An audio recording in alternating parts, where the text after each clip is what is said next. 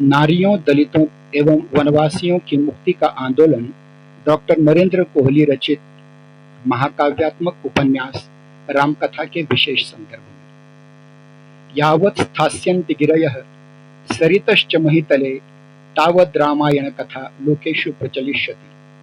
हिंदी साहित्य के इतिहास के आधुनिक काल में रामकथा को लेकर अनेक काव्य रचे गए, परंतु रामकथा को उपन्यास और नाटकों के रूप में बहुत ही नगण्य मात्रा में स्थान मिला है। डॉक्टर नरेंद्र कोहली जी ने अपने अनेक वर्षों के परिश्रम से इस अभाव की यत्किंचित आपूर्ति की है, जो उन्हें आधुनिक रामकथा के सर्वश्रेष्ठ उन्नायक के रूप में प्रतिष्ठापित कर देती है।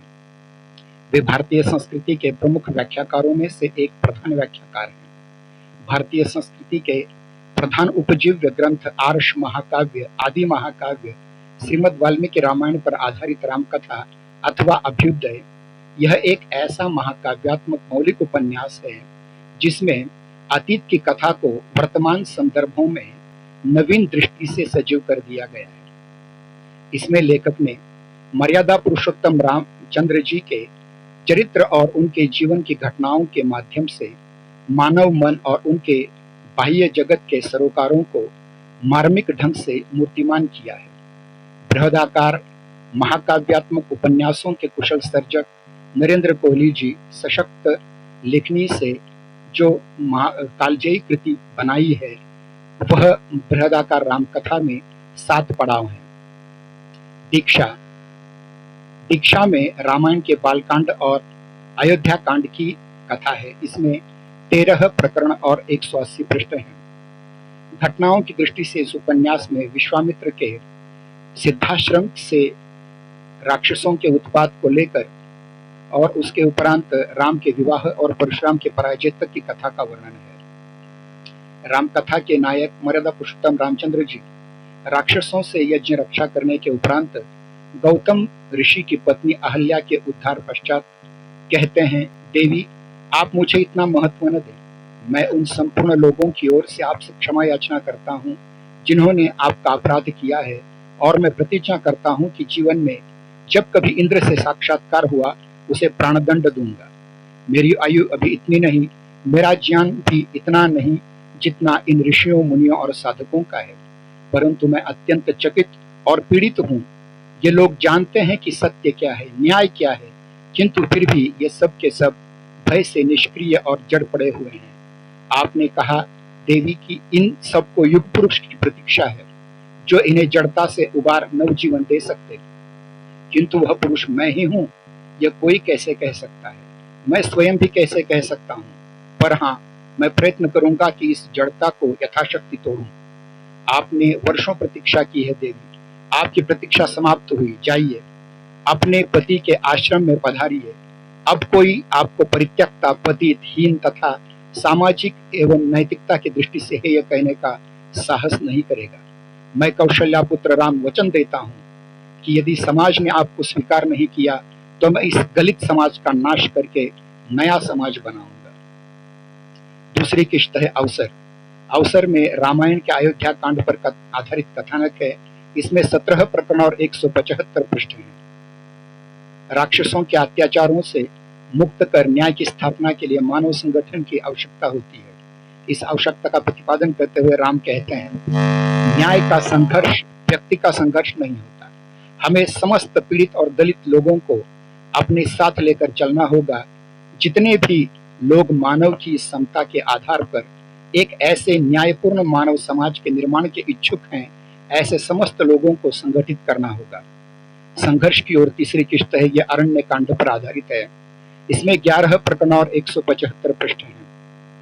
ऋषि अगस्त्य के सामने आत्मविश्वास से राम कहते हैं, मैं राम हूं। राम जब न्याय के पक्ष में बढ़ता है तो शिव, विष्णु, ब्रह्मा जैसे नामों से नहीं डरता। शक्ति इन नामों में नहीं है, जनसाधारण में है। मेरा बल जनसामान्य का विश्वास है। कोई शस्त्र, कोई आयुध, कोई सेना या साम्राज्य जनता से बढ़कर शक्तिशाली नहीं है। राम केवल जनसामान्य का पक्ष लेता है, न्याय का युद्ध करता है।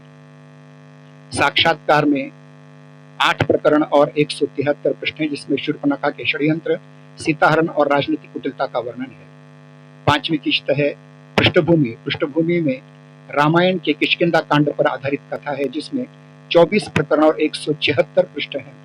बाली के अत्याचार, सुग्रीव से उसकी अनबन, राम और सुग्रीव की मैत्री, राम द्वारा बाली का वध और सीता की खोज के लिए तैयार की जाने वाली पृष्ठभूमि आदि प्रसंगों का वर्तमान संदर्भों में वर्णन किया गया है। बाली को छिपकर मारने के पश्चात राम की न्याय भावना और वीरता पर प्रश्न चिन्ह लगाने वाले बाली को डांटते हुए राम कहते हैं, न्याय की बात करने का अधिकार तुमको नहीं है पापी। असहाय निरीह रुमा का अपहरण तुमने किस न्याय और वीरता से किया? अत्याचारों और अपनी सुविधा के लिए किए गए उद्घोषों के समूह का क्या न्याय है? तुम अपनी निरीह प्रजा पर जो अत्याचार किए हैं उनके पीछे कौन सा न्याय था? न्याय सदा जनहित में होता है। मैं तुम्हारी परिभाषित न्याय और वीरता की जड़ स्वरूप को प्रमाणित करने के लिए तुम्हारे हाथों तुमसे दुर्बल सुग्रीव को मरते हुए देखता रहता तो क्या वह न्याय होता? तुम जैसे पापियों को न्याय मांगने का अधिकार भी नहीं है। तुम्हारा न्याय तुम्हारी मृत्यु ही है। अभियान की अगली किस्त है, छठी, जिसमें 10 प्रकरण 175 पृष्ठ हैं, जिसमें सीता की खोज के मार्ग में आए हुए संकटों और कठिनाइयों का सजीव और सुंदर चित्रण किया गया है। युद्ध ये अंतिम किस्त है। यह रामायण के युद्धकांड अथवा लंका कांड की कथा है। इसमें 24 प्रकरण और 163 पृष्ठ हैं। राम रावण युद्ध को व्यक्तियों नहीं विचारों के युद्ध, न्याय अन्याय के युद्ध के रूप में घोषित किया गया है। युद्ध से पूर्व जब राम एक केवल परिचित रहा है, सम्मिलित करने का विचार करने का अवसर देते हैं तो हनुमान कहते हैं, हमारे संबंध स्वार्थ पर नहीं सिद्धांत पर आधारित है। यह युद्ध न्याय और अन्याय का युद्ध है। यह युद्ध शोषितों के द्वारा शोषकों के विरुद्ध लड़ा जा रहा है। हम आपके लिए नहीं अपने लिए लड़ रहे हैं। शताब्दियों से पहली बार ये पिछड़ी जातियां इतनी आत्मविश्वासी हो गई हैं कि उन्हें लंका से विपरीत दिशा में भागने के स्थान पर लंका सागर के तट पर आक्रमण करने से लक्ष्य पड़ाव डाला है। नरेंद्र कोहली जी ने जो राम कथा लिखी है उसके लिए हम धन्यवाद। उन्हें इस पर अनेक पुरस्कार मिले हैं, जिनमें राम कथा सम्मान, डॉक्टर हेडगेवार प्रज्ञा सम्मान, फादर कामिल बुल के पुरस्कार आदि पुरस्कार प्राप्त हुए हैं। ऐसे महान मनीषी डॉक्टर नरेंद्र कोहली जी को कोटि कोटि प्रणाम, धन्यवाद, जो मुझे प्रस्तुति का अवसर दिया।